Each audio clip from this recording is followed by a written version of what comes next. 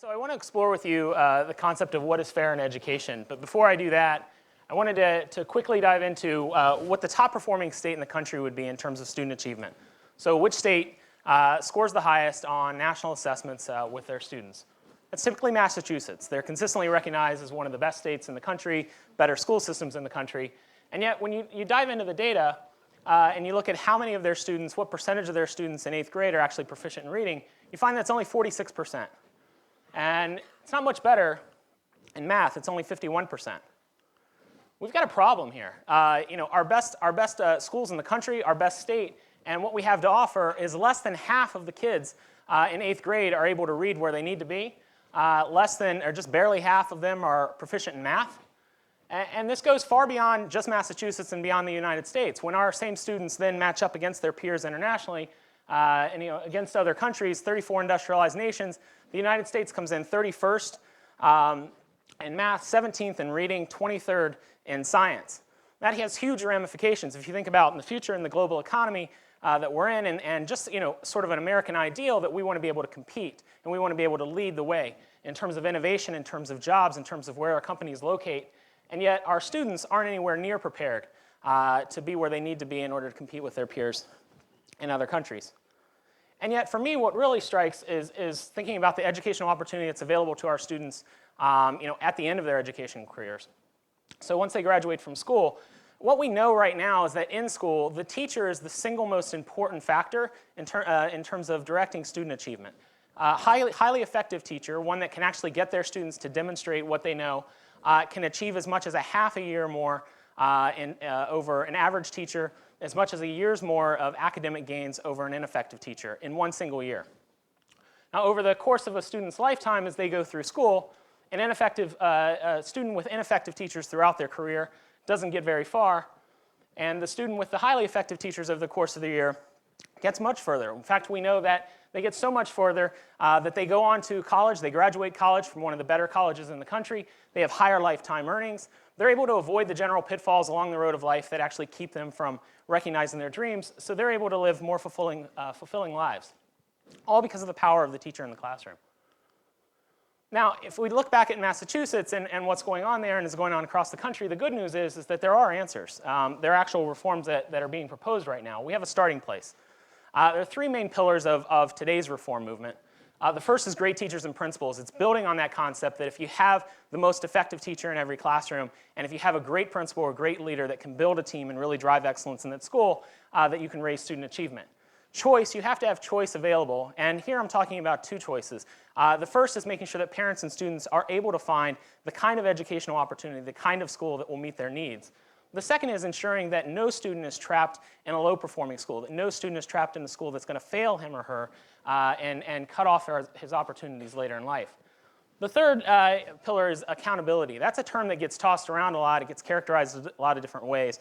For me, it really boils down to taking the data and information that you have available and using that to drive all of your decisions, aligning your resources, all of your structures, your investments, your governance behind that data and behind those decisions, and then holding yourself accountable for the results. And here being the results that we actually want our students to learn, we want them to achieve.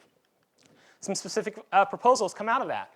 We want to improve our evaluations for our teachers and principals. We can't possibly have effective teachers in every classroom if we can't even identify them. And yet in most of our school systems today, that's exactly what we have. We have evaluations that don't give us meaningful information and don't allow teachers to improve, and certainly don't tell us who's effective and who's not. You've got to assign letter grades to schools. We have to have some way of making information available to parents. If we're going to entrust them to make the decisions that are best for their child, we have to give them information on how well that school is going to serve their child. Changing how layoffs are conducted.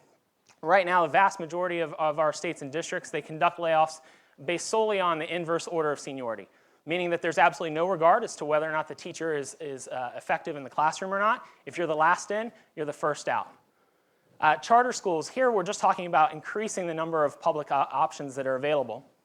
And educator compensation, really thinking about how it is that we compensate our educators for their hard work and make it create a compensation scheme that actually allows us to attract and retain the very best and brightest for what we all know is probably one of the most important jobs we have. Now, of course, anytime you propose change, you get pushback from the status quo. You hear that the system of multiple measures is unfair. is neither fair nor necessary. You hear that charter schools and the charter school system is unfair because it causes harm to the traditional public schools. You'll hear that school closures are going to unfairly turn out teachers who have served their communities for years. And of course, you'll hear that it's not their fault. They're teaching the best they can, but the students aren't there. They speak very little English, or they are special education students. So that's not fair. So I started thinking about what it actually means to be fair. And what is fair? From a definitional sense, I guess fair means what sort of aligns with our common ideas of what is moral, what is just, what is deserved, what is due. But in terms of education, that's not always as easy to figure out. We've heard already what the system thinks is fair and what some of the adults in the system thinks is fair. But what about parents? We should think about it from the perspective of parents. One way of doing that is to think about one of the common themes that we hear a lot from defenders of the system is that you just need to invest more. You need to put more dollars into the system. That's what's really going to improve our schools. And yet our parents, as well as their community members, society as a whole, has done exactly that. Over the last 40 years, we've increased spending in education in this country by as much as 350%. And yet student achievement has remained relatively flat. Now, there's a logic problem there, which is that when you invest more in something, when you pay more, you expect to get more. That doesn't quite work. But it also seems fundamentally unfair to tell parents they have to keep putting more and more into a system that isn't giving them any better result on the back end. Another way of looking at it, for me, is to think about what happens in the classroom. Every parent is concerned with who their child's teacher is and making sure there's stability in the classroom and with their teacher. Now, I know a lot of you may not be able to see where these dots are, so let me explain what you're looking at here. You've got two maps of the LA Unified School District. The one on your left, in the center, in the darker region, you have higher concentrations of Black and Latino families. The map on your right, in the center, with the lighter region, higher concentrations of lower income and middle income families. Not coincidental that they're connected. And what you have here is you have the distribution of teachers who are in their first 1 to 2 years of experience. And what you'll see is that in the center, there are greater concentrations of those teachers with 1 to 2 years experience. Now, I don't point this out because I actually think that the less teaching experience you have, the less effective you're going to have in the classroom. In fact, we actually know that that's not the case. That effectiveness in the classroom actually doesn't have anything to do with your years of experience and seniority. But the way that LA Unified does their layoffs is much like every other system in the country. Again, they have to do their layoffs based on getting rid of their newest teachers first. So the way it would play out in LA is that for our families that we know we need to help the most, those who are most in need, those who are at the bottom end of the achievement gap, they're going to suffer disproportionately the greater impact, the worse impact of any layoffs.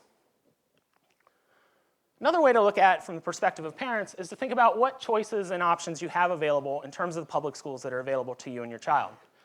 Everybody has traditional public schools. Some are good, some are bad, high performing, low performing.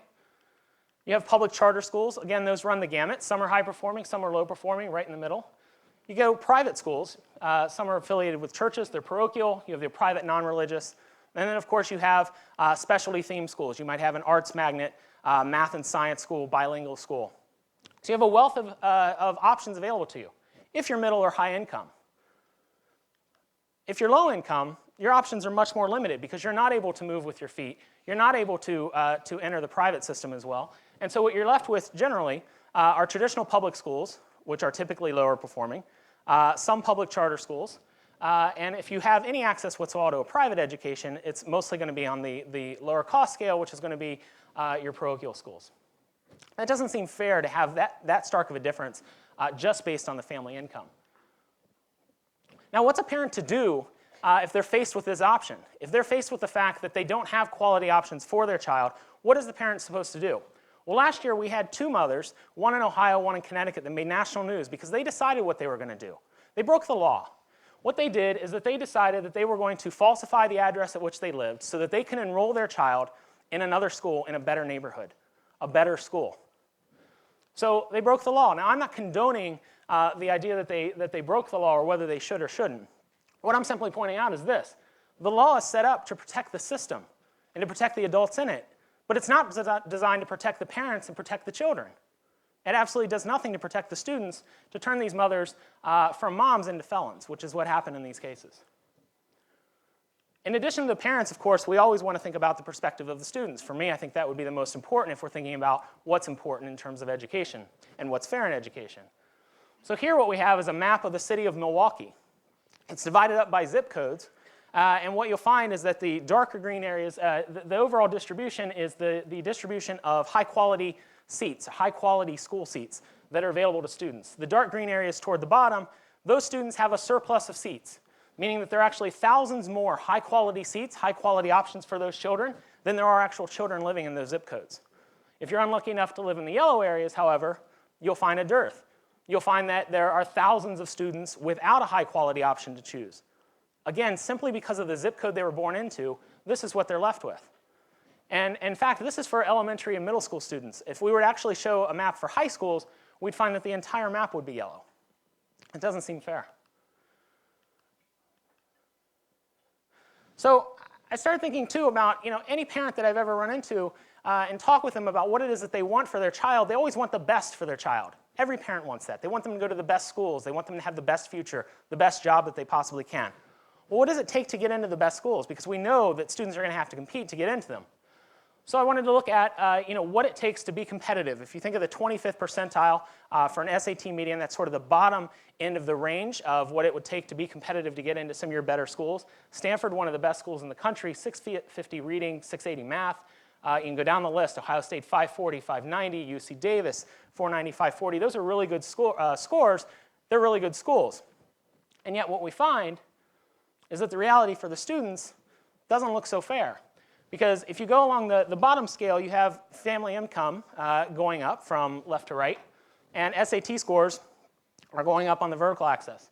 And this is the unfortunate reality that many of us know too well, which is that the SAT score goes up the greater the family income is. Now, I actually don't accept this as a causation problem that we're dealing with here. I don't accept this as fact or as destiny, that if you're poor, you're going to have a lower SAT score. In fact, we know that exactly the opposite is the case. We know of many students, and in fact, many schools across the country, where the students have the very worst, the very most challenging family backgrounds, high poverty, crime, all of those issues that impact the student, and yet they go and they achieve greatness. They go on to the best schools.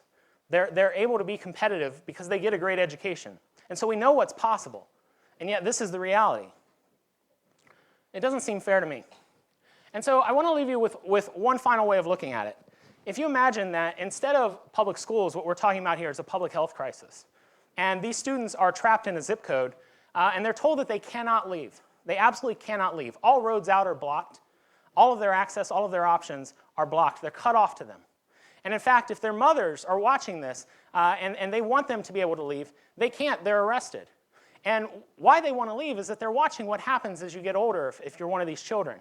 As you get older, as you start to go into your teen years, some sort of illness starts to take over you.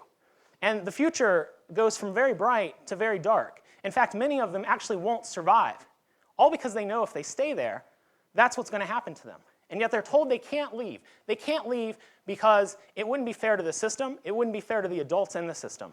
And so they have to stay. If we saw this and it was a public health issue, we would be outraged. We would be demanding that you let those children out of that zip code. Why? Because we can. We know that we can get them out. And yet we don't. That's exactly what's happening in our public education system today, is that these students are trapped in this system. They're told they can't get out. And we have the decision on whether or not we can let them out. So I'm not here to actually talk about any specific proposal or to convince you to support any reform.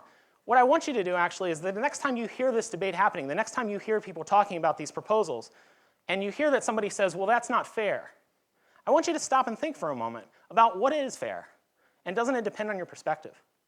Thank you.